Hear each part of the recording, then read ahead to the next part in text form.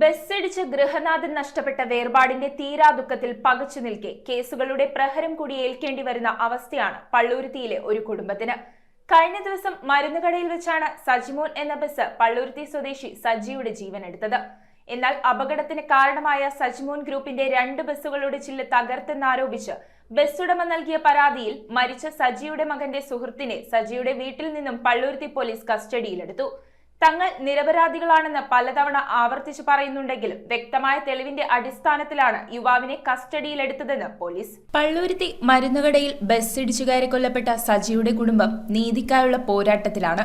മകളുടെ വിവാഹത്തിന് ദിവസങ്ങൾ മാത്രം ബാക്കി നിൽക്കെ കുടുംബത്തിന്റെ ഏക അത്താണിയായ പള്ളുരുത്തി സ്വദേശി സജിയുടെ ജീവൻ തട്ടിയെടുത്ത അപകടകരമായ ബസ് ഓടിച്ച ഡ്രൈവർക്കെതിരെ കൂടുതൽ നടപടി വേണമെന്നാവശ്യപ്പെട്ടാണ് കുടുംബം രംഗത്തെത്തിയിരിക്കുന്നത്.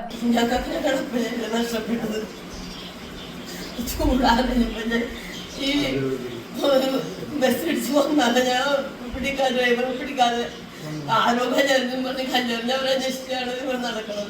ഞങ്ങൾക്ക് ഞങ്ങളപ്പനെ കൊന്നേ ഞങ്ങൾക്കല്ല നീതി വേണ്ടത്. ഞങ്ങൾക്ക് എൻ്റെ അപ്പൻ ഞങ്ങൾ മാത്രമുണ്ടായില്ല, എൻ്റെ കുടുംബത്തെ എനിക്ക് എൻ്റെ വീട്ടുകാരാ. അപ്പൻ്റെ വീട്ടുകാർ ആരുണ്ടായില്ല, ഞങ്ങൾ എൻ്റെ മക്കളും മാത്രമല്ല ഉണ്ടായത്. പള്ളുരുത്തി പോലുള്ള തിരക്കേറിയ സ്ഥലങ്ങളിൽ യാതൊരു ജാഗ്രതയുമില്ലാതെ വാഹനമോടിക്കുന്ന ചില ബസ് ഡ്രൈവർമാരുടെ മനോഭാവമാണ് ഇത്തരം ദുരന്തങ്ങൾക്ക് വഴിവെക്കുന്നത്.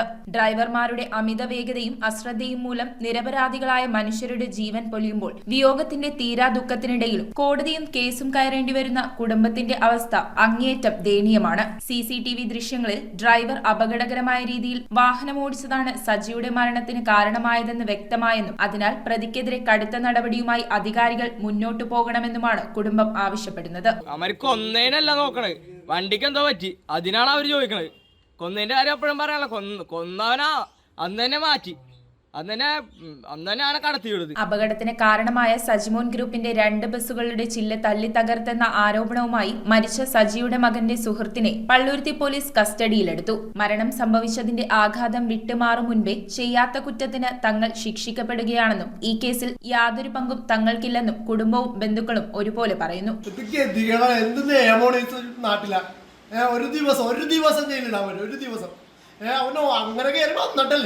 ഞങ്ങൾക്ക് ആരും ഇല്ലാത്തോണ്ട് ഞങ്ങൾക്ക് മുടക്കാൻ കാശില്ലാത്തോണ്ടല്ലേ